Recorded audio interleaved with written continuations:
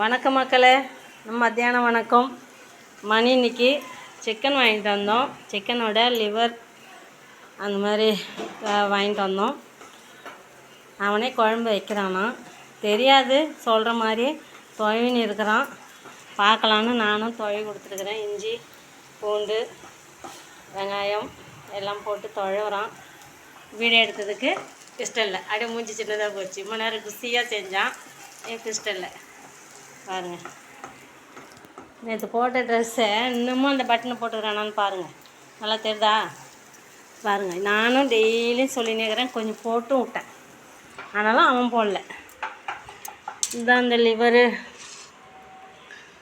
ஈரல், கல் ஈரல் அந்த மாதிரி வாங்கிட்டு வந்தோம். அது அவனுக்கு ரொம்ப பிடிக்கும்.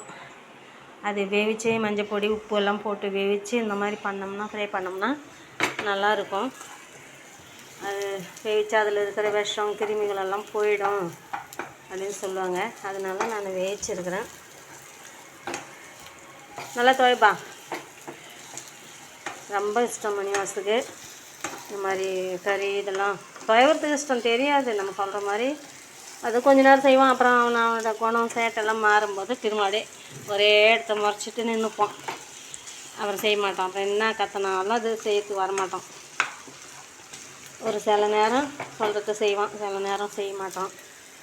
தண்ணி ஊற்றிக்கிடானாலும் ஊற்றிக்க மாட்டான். ஒரே இடத்துல தேய்ச்சி நிற்பான். சாப்பிட்றான்னா சீக்கிரம் சாப்பிட மாட்டான். அது வருங்க நினைக்கிறான் பாருங்க.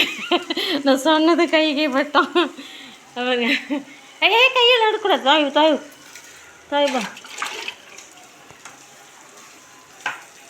என்ன பண்ணுறது. நல்லா இந்த மாதிரி இருக்கிறான். இப்போ இதெல்லாம் மஞ்சள் பொடி உப்பு கரம் மசாலா எல்லாம் போடணும். இந்த மணி பொடி பிடிச்சின்னு இதே காட்டுறேன்.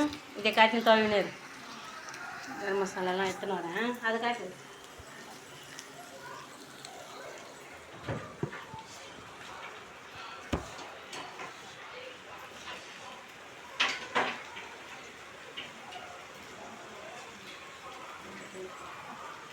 எங்கடா சொல்லு போகிறேன்.